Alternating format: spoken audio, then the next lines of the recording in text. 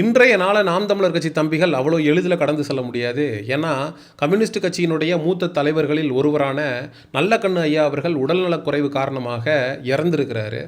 அவருடைய குடும்பத்துக்கு நம்மளுடைய ஆழ்ந்த இரங்கல்களை சொல்லிக்கொண்டு, இன்னொரு துயரமான சம்பவம் அப்படிங்கிறது, புதிய தமிழகம் கட்சியினுடைய தலைவராக இருக்கக்கூடிய அண்ணன் ஏர்போர்ட் மூர்த்தி அவர்கள் அண்ணா திராவிட முன்னேற்ற கழகத்தினுடைய பொதுச் செயலாளர் எடப்பாடி பழனிசாமி அவர்களுக்கு இந்த தேர்தலில் ஆதரவு அளித்திருக்கக்கூடியது நாம் தமிழர் கட்சி தம்பிகளுடைய நெஞ்சில் இடிய இறக்கியிருக்கு அப்படின்னு சொன்னால் மிகையாகாது.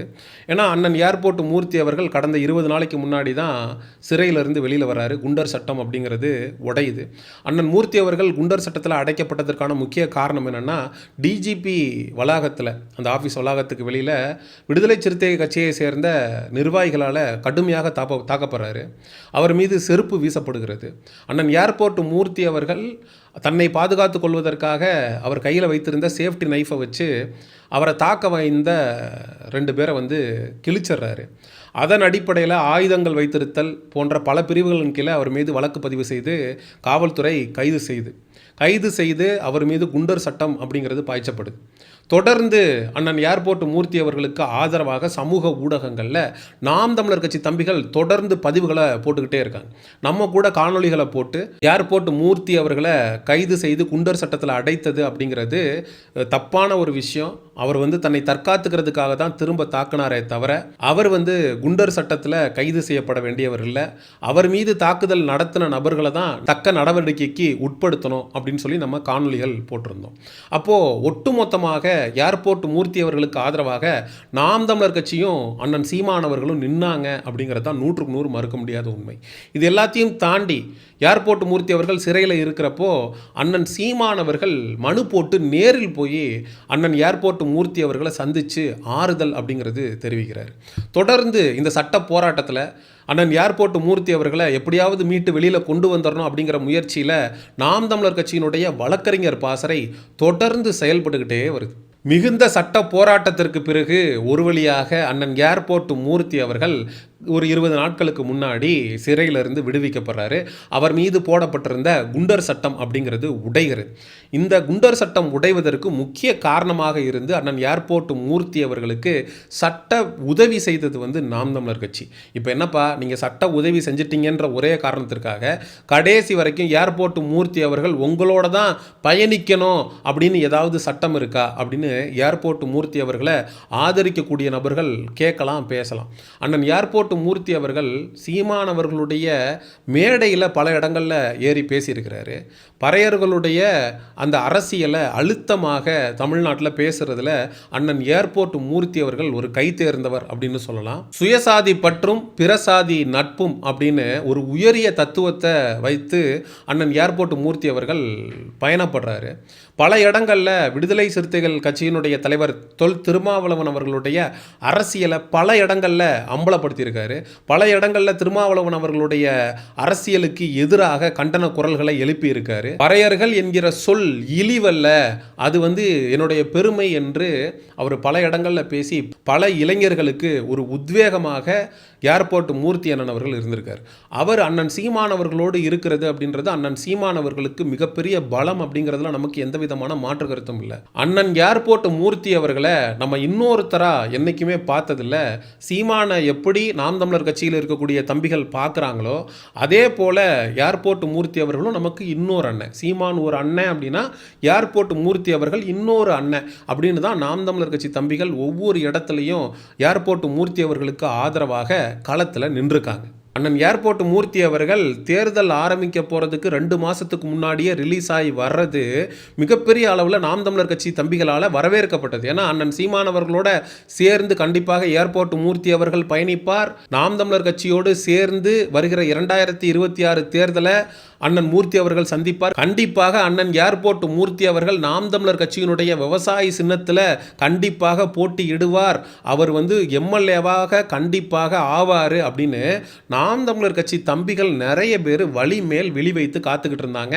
அவங்களுடைய நெஞ்சில் இடி இறங்குற மாதிரி அண்ணன் ஏர்போர்ட் மூர்த்தி அவர்கள் எடப்பாடி பழனிசாமி அவர்களுக்கு ஆதரவான நிலைப்பாடை எடுத்து அவரை இன்னைக்கு சந்தித்து கூட்டணி சம்பந்தப்பட்ட விஷயங்களை பேசி முடிச்சிருக்காங்க.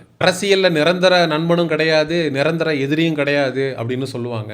அண்ணன் சீமான் அவர்களும் நாம் தமிழர் கட்சியினுடைய வழக்கறிஞர் பாசறையும் அண்ணன் ஏர்போர்ட் மூர்த்தி அவர்களுக்கு நாளைக்கு அவர் நம்ம கூட வந்து நிற்பார், நமக்கு ஆதரவு கொடுப்பாருன்றதுக்காக அவருக்கு வந்து உதவி பண்ணலை.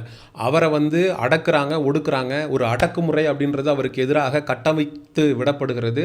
அப்படிங்கிறப்போ அண்ணன் ஏர்போர்ட் மூர்த்திக்கு ஆதரவாக நின்றுருக்கோம். ஏன்னா இந்த அடக்குமுறை எப்படி இருக்கும் அப்படின்றது நாம் தமிழர் கட்சியில் இருக்கிறவனுக்கு தான் தெரியும். இதே சாட்டை துரைமுருகன் மீது குண்டர் சட்டம், இதே இடும்பாவனம் கார்த்திக் மீது குண்டர் சட்டம், இது மாதிரி நாம் தமிழர் கட்சியை சேர்ந்த பலர் மீதும் இந்த குண்டர் சட்டம் அப்படிங்கிறது பாய்ச்சப்பட்டிருக்கிறது. அது எந்த அளவுக்கு கொடுமையானது அப்படிங்கிறது நாம் தமிழர் கட்சிக்காரனுக்கு மற்ற கட்சிக்காரனை விட நன்றாக தெரியும். அந்த வலியை உணர்ந்ததுனால தான் எப்படியாவது அண்ணன் ஏர்போர்ட் மூர்த்தி அவர்களை வெளியில் எடுக்கிறோம் அப்படின்னு நம்மலாம் நினச்சிக்கிட்டு இருந்தோம். ஆனால் அண்ணன் ஏர்போர்ட் மூர்த்தி அவர்கள் வெளியில் வந்ததுக்கப்புறம் இந்த 4 மாதம் அவர் சிறையில் பட்ட கஷ்டம், நம்ம ஏன் இப்படி ஒரு நிலைமைக்கு ஆளானோம், எதனால் நம்மளால் வெளியில் வர முடியல, இந்த அதிகாரம் வந்து மிக வலிமையானதாக இருக்குது, நம்ம மேலே அதை வந்து செலுத்திட்டாங்க. அப்போ இந்த அதிகாரத்தை நோக்கி நகர்றதுக்கு நம்ம என்ன பண்ணணும் அப்படின்னு ஏர்போர்ட் மூர்த்தி அவர்கள் யோசித்து, நம்ம அண்ணா திராவிட முன்னேற்ற கழகத்திற்கு ஆதரவாக இந்த தேர்தலில் போயிட்டோம் அப்படின்னா, ஒருவேளை அண்ணா திராவிட முன்னேற்ற கழகம் வெற்றி பெற்றுச்சு அப்படின்னா அடுத்த 5 வருடத்திற்கு நம்ம எந்த விதமான பிரச்சனையும் இல்லாமல்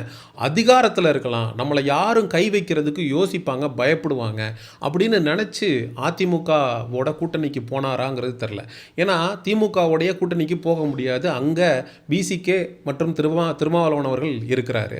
அப்போது அதற்கு நேர் எதிராக இருக்கக்கூடிய அண்ணா திராவிட முன்னேற்ற கழகத்தில் நம்மளை போய் இணைச்சிக்கிட்டா நாளைக்கு அதிமுக அதிகாரத்துக்கு வருது அப்படிங்கிறப்ப நம்மளை எதையும் பண்ண முடியாது அப்படின்னு யோசித்து அண்ணன் ஏர்போர்ட் மூர்த்தி அவர்கள் எடப்பாடி பக்கம் போயிருக்காரா அப்படிங்கிறது நமக்கு தெரியாது. துரோகம் நம்ம இனத்தின் சாபமா அப்படின்னு சொல்லி நிறைய நாம் தமிழர் கட்சி தம்பிகள் இப்பயே சமூக ஊடகங்களில் பேச ஆரம்பிச்சிட்டாங்க. இன்னொரு பக்கம் சென்றவர் போக நின்றவர் களம் நோக்கி பாய்வோம் அப்படின்ற கருத்துக்களையும் சமூக ஊடகங்களில் பேச ஆரம்பிச்சிட்டாங்க. உண்மையிலேயே அண்ணன் ஏர்போர்ட் மூர்த்தி அவர்களை இதுக்காக விமர்சிக்கணும் அப்படின்னு கூட சத்தியமாக நமக்கு தோணலை. அண்ணன் சீமானவர்கள் தான் உங்களை நேரில் வந்து பார்த்தாரு. நாம் தமிழர் கட்சியினுடைய வழக்கறிஞர் பாசறை தான் உங்களுடைய கஷ்ட காலத்தில் உங்கள் கூட நின்றுருக்கு. உங்களுக்கு ஆதரவாக வெளியில் உட்காந்து காணொளி வெளியிட்டது எல்லாமே நாம் தமிழர் கட்சிக்காரன். அப்படி இருக்கும்போது நீங்கள் அதிகாரத்தை நோக்கி நகரணுன்ற ஒரே காரணத்துக்காக எப்படின்னே நீ வந்து எடப்பாடியை நோக்கி போன அப்படின்ற கேள்வியை ஒவ்வொரு நாம் தமிழர் கட்சிக்காரனும் கண்டிப்பாக அண்ணன் ஏர்போர்ட் மூர்த்தி அவர்களை பார்த்து எழுப்ப தான் செய்வான் அப்படிங்கிறதுல மாற்று கருத்து இல்லை.